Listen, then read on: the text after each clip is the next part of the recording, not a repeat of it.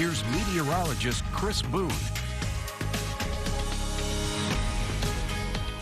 Well, the Concho Valley is gearing up for another winter storm. In just the past, 2 weeks, we had a storm that came through to start off the new year. We're already getting another one. Winter storm warnings, they go into effect in the next 2 hours. That goes into effect again at midnight for especially our northern counties. Again, that'll be Sterling County, Cook County, Reynolds.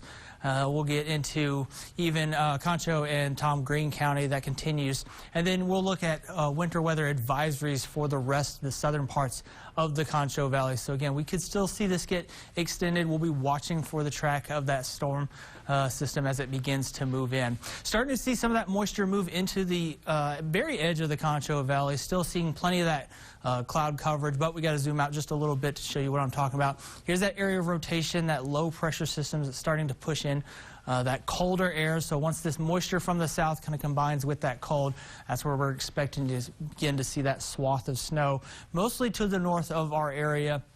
And again, we'll see that as we go through the overnight and into tomorrow. Temperatures today were a bit on the cooler side because of that cloud coverage. Only got up to 51 degrees. So again, a cool day in store. And again, we'll expect those cooler temperatures to continue as we go through the overnight hours as well. 45 degrees right now in downtown San Angelo. The winds have died down just a bit. It's still 7 miles per hour from the east. So again, allowing for those cooler temperatures. And again, we'll watch as it goes through the overnight hours as well.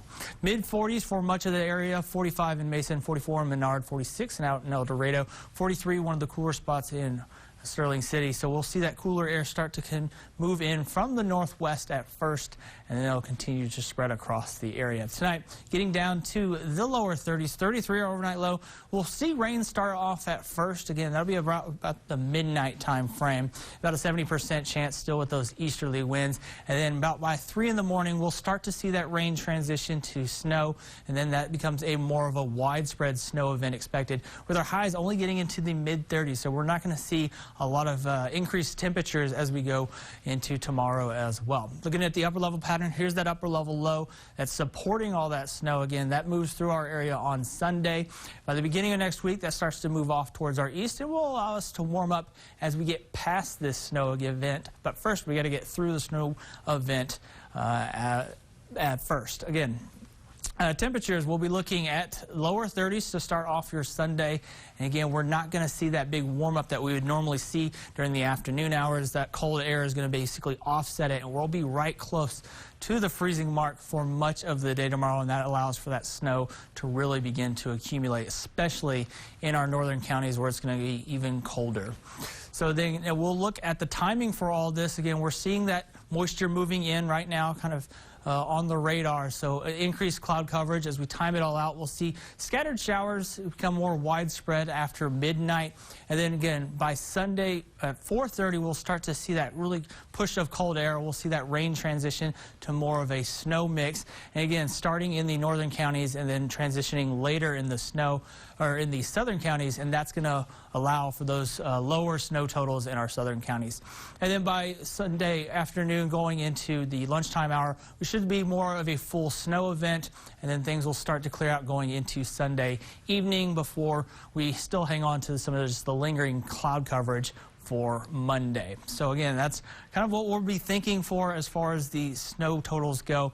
And when we really look at it, we'll expect the highest snow totals again for those northern counties closer to I-20, even up towards Abilene. And then as we get down into the middle part of the Concho Valley, just looking at about 1 to 3 inches snow accumulation. And then along I-10, even less than an inch of accumulation for most of the area. So again, just rehashing the winter storm warnings rather, that go into effect in the next 2 hours. Again, we certainly want to stay safe and stay off the roads if you can, but if you do have to get on the roads, just slow down and increase that distance. So again, once we get past the snow, still hanging on to that cloud coverage by Monday, and then we'll start to warm things back up to where we should be for about this time of year.